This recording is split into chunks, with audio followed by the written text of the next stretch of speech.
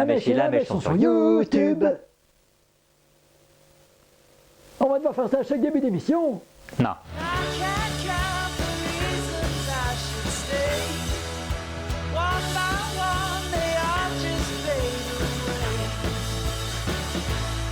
Bon, qui de nous deux dit bonjour aujourd'hui? On a qu'à tirer à pile ou face. Pas sûr que ce soit une bonne idée. De toute manière, j'ai pas de pièces. J'ai uniquement un billet de 500 €. Saleté de YouTube Money. On a qu'à lancer un dé. Je prends les chiffres pairs et toi les chiffres impairs. Attends, mais ça risque pas de créer six timelines différentes? Bien sûr. Allez, je te laisse lancer le dé. Ok. 3, je commence. Bonjour à toutes et à tous. Aujourd'hui, on va parler de Community. Une série composée de 110 épisodes répartis sur 6 saisons. Et un film? C'est un running gag dans la série. 6 saisons et un film. 6 seasons and a movie. Bref, Community est une série créée par Dan Harmon, que vous connaissez sûrement plus comme co-créateur de Rick and Morty avec Justin Roiland. Dan Harmon est tout de même quelqu'un d'assez particulier. Il est assez brillant, mais ça ne doit pas forcément être facile de travailler avec lui. Il est névrosé à tendance dépressive, frustré de pas mal de choses, on va voir ça, partiellement atteint du syndrome d'Asperger, et je ne sais pas encore à l'époque de Community, mais il a avoué avoir des soucis avec l'alcool. J'ai pas mal de points communs avec lui en fait, hein. Si on accepte le syndrome d'Asperger, le souci d'alcoolisme et l'aspect brillant. T'es juste dépressif en fait.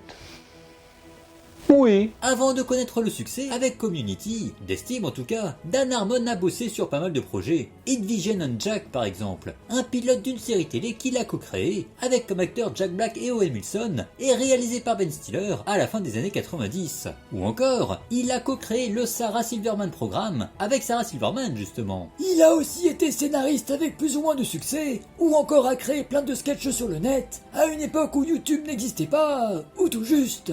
Bref, quelques réussites, mais beaucoup d'échecs et donc de frustrations, malgré tout le beau monde qu'il a rencontré. Au milieu des années 2000, il s'inscrit dans un community college. En gros, c'est une faculté publique avec des cours peu chers. Comme à Marseille. Quoi? Rappelons qu'aux États-Unis, les études dans la moindre université coûtent autant que dans une école privée en France. Et donc, dans ce community college, il va découvrir et rencontrer plein de gens et de personnalités qu'il n'aurait probablement jamais fréquenté autrement. Il a alors l'intention d'écrire un scénario de film sur le sujet, sauf que la NBC, qui cherche à renouveler ses programmes, décide de le contacter, et paf, ça fait des jeux à pic. Enfin, là pour le coup, ça fait plutôt Community. Une série qui, vous en doutez, se déroule dans un community college. On y suit Jeff Winger, 35 ans, avocat déchu pour avoir trafiqué son diplôme, et qui s'inscrit dans cette faculté publique pour obtenir un véritable diplôme rapidement et facilement. En cours d'espagnol, il va rencontrer une jolie demoiselle blonde, et il va inventer un groupe d'études fictif et lui proposer de l'intégrer. Pas dans le but de réellement s'entraider, hein, mais uniquement parce qu'il veut la ken. Sauf qu'elle en parle à d'autres étudiants, et il se retrouve à 7 personnes hétéroclites que rien ne rassemble au premier abord. C'est le début de Community, une sitcom très classique en apparence, qui cite dès son premier épisode l'excellent The Breakfast Club, référence absolue aux États-Unis. Si vous n'avez jamais vu The Breakfast Club, vous arrêtez immédiatement cette vidéo pour le regarder. C'est un ordre. Community est aussi une série qui... Bon bah, j'y vais. Mais pourquoi? C'est ta faute tout ça, c'est ta faute. Ça serait pas arrivé si on était tombé sur deux chiffres et que c'était lui qui avait dit bonjour. Attends, mais ça risque pas de créer six timelines différentes? Bien sûr. Allez, je te laisse lancer le dé. Ok. 6, c'est moi qui commence. Bonjour à tous. Aujourd'hui, on va parler de Community. Une sitcom tout à fait banale au premier abord, mais qui est en réalité beaucoup plus complexe que ça. Et beaucoup plus intéressante par conséquent. Community commence de manière assez simple, comme une sitcom tout ce qu'il y a de plus classique. La première saison est d'une certaine manière la saison... normale, dirons-nous. On y trouve déjà des références à la culture geek, mais aucune déviance ou folie particulière de la part de son créateur Dan Harmon. Celui-ci dira même à propos de cette saison: mon idée est d'avoir moins d'idées, car j'ai envie d'avoir du succès à la télévision.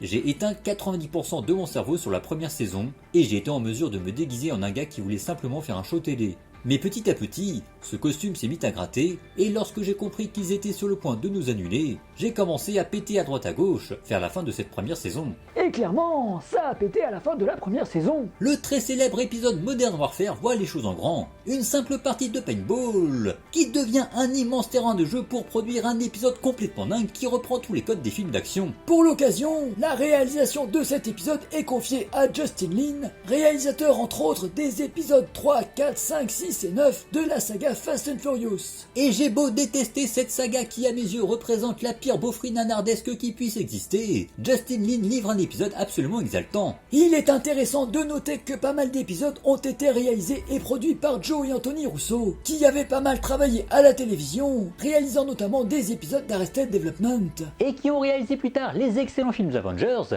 ainsi que les 2 derniers Captain America. C'est sûrement pour ça que Danny Pudi joue un petit rôle dans Le Soldat de l'hiver.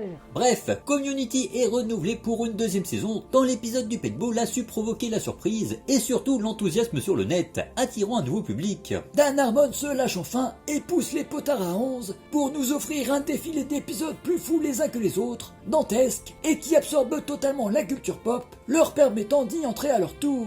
Cette saison 2 est un tour de force, qui se prolongera encore avec la saison 3, qui va encore plus loin. Certains épisodes sont absolument mythiques, et c'est presque une anomalie qu'ils aient été diffusés sur une chaîne de télévision, tant ils sont à part dans le paysage audiovisuel aussi calibré de la télé américaine. Je pense au retour du paintball, avec 2 épisodes exceptionnels. L'un qui pastiche les westerns de Sergio Leone, tandis que l'autre reprend Star Wars. Sûrement mes épisodes préférés. Cela dit, la force de ces épisodes ne vient pas uniquement de cet enrobage geek, qui pourrait vite s'avérer cynique, mais qui heureusement ne l'est pas du tout ici. Un peu comme The Big Bang Theory, qui aime sincèrement la culture geek et ne sort pas dessus pour attirer un certain public de la manière la plus consensuelle et cynique possible. Non, Dan Harmon et ses scénaristes n'ont jamais oublié cette envie première de parler des gens avant tout. Les épisodes, même les plus fous, sont toujours des moyens de travailler les personnages, les présenter sous différentes facettes, les faire évoluer et même les analyser. Un petit peu comme dans le cours d'anthropologie qu'ils vont suivre dès la saison 2 finalement.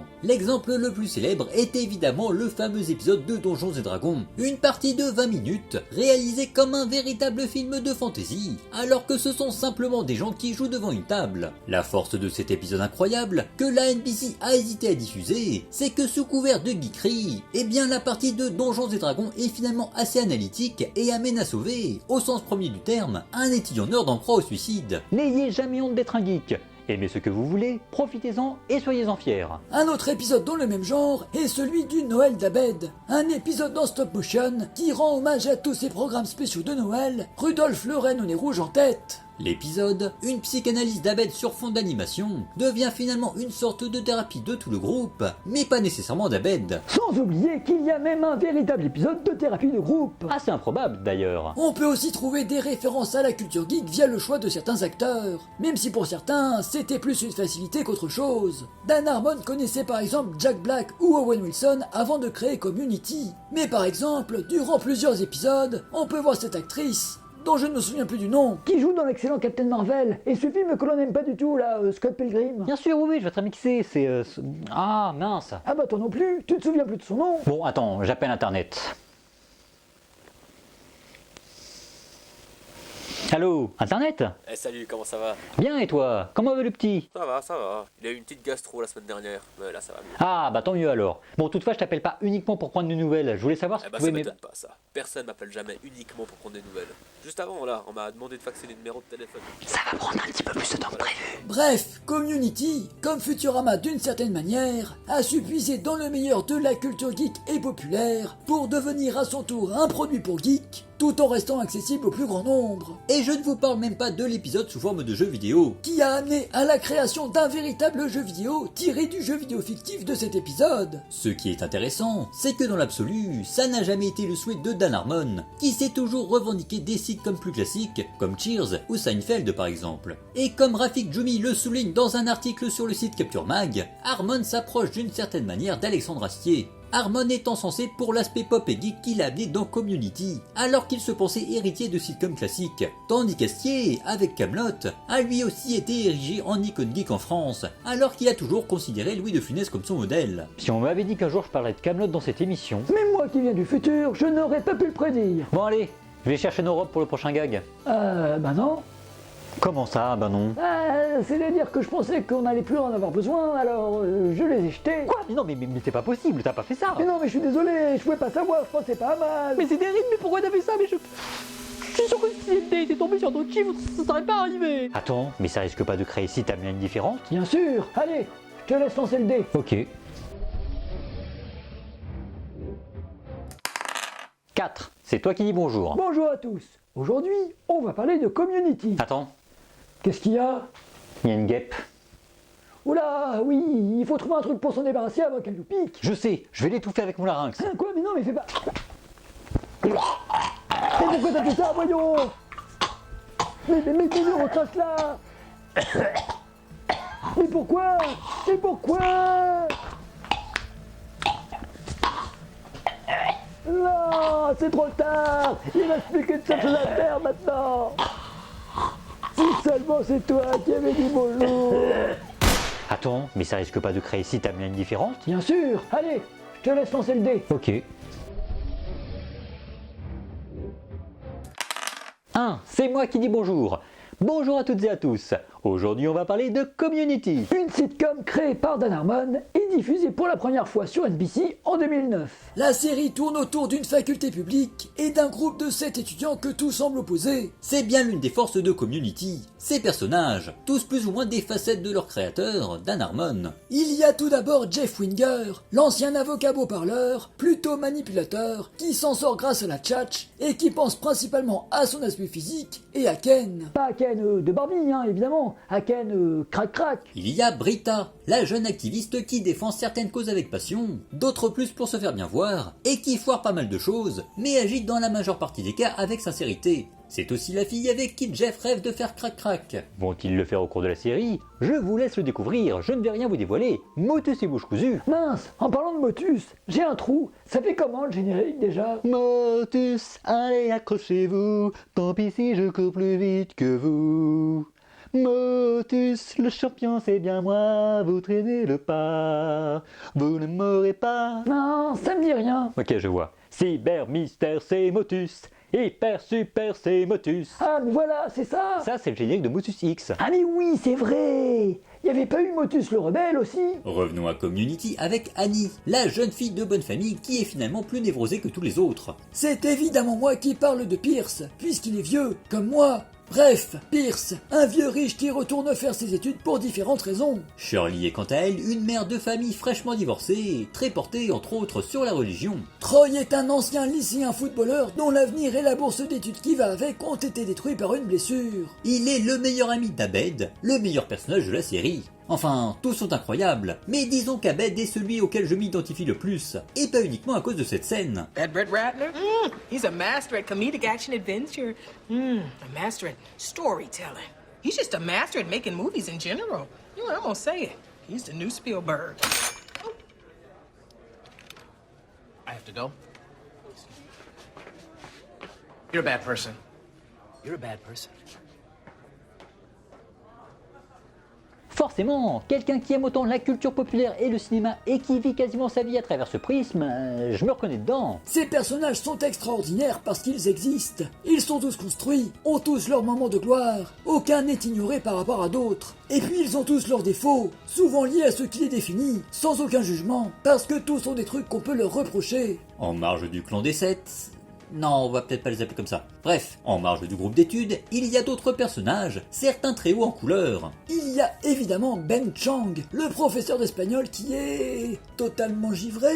Je ne sais même pas comment le qualifier tellement sa folie n'a aucune limite. Ce qui pousse le délire autour de sa vie très très loin dans le malsain en vérité. Mais il est surtout très drôle. Et puis il y a mon petit chouchou Horabed, le Dean. Oui, je sais, c'est le doyen. Mais vu comment ça a été long et compliqué d'avoir une VF, je suis forcément habitué à la VO et pour moi, c'est le Dean. Bref, le Dean, qui est un personnage en retrait au début de la série, mais qui prend de plus en plus d'importance pour notre plus grand plaisir. C'est vraiment un personnage exceptionnel. Le truc avec les personnages, c'est que ça a parfois été compliqué avec les acteurs.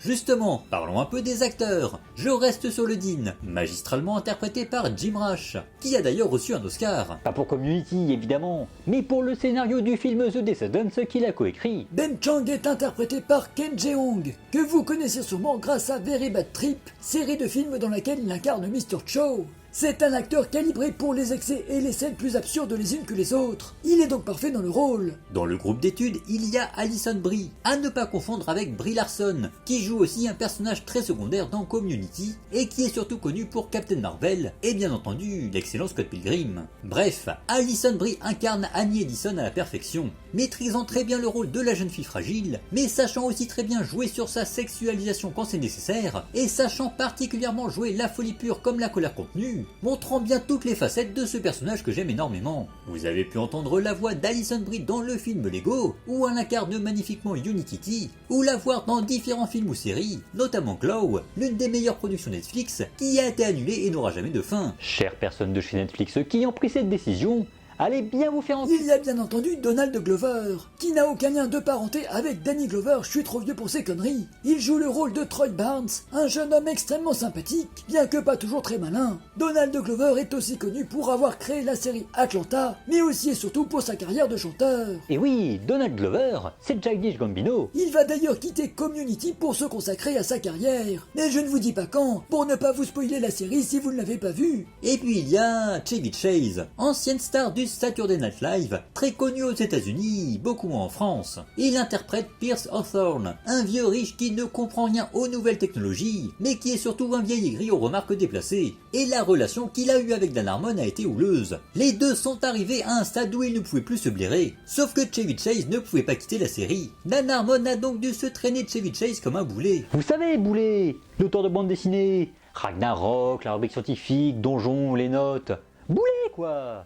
Attends. C'est arrivé à un tel point, entre autres trucs, que Dan Harmon a été dégagé de sa propre série à la fin de la saison 3. Tandis que Chase, qui n'était pas des plus sympathiques avec les autres acteurs, étant parfois similaire à son personnage et sortant des remarques déplacées, a été viré durant la saison 4, et Dan Harmon est alors revenu dès la 5ème. Ouais, ça a été compliqué et tumultueux. Il y a énormément d'autres personnages secondaires qui vont prendre de l'importance.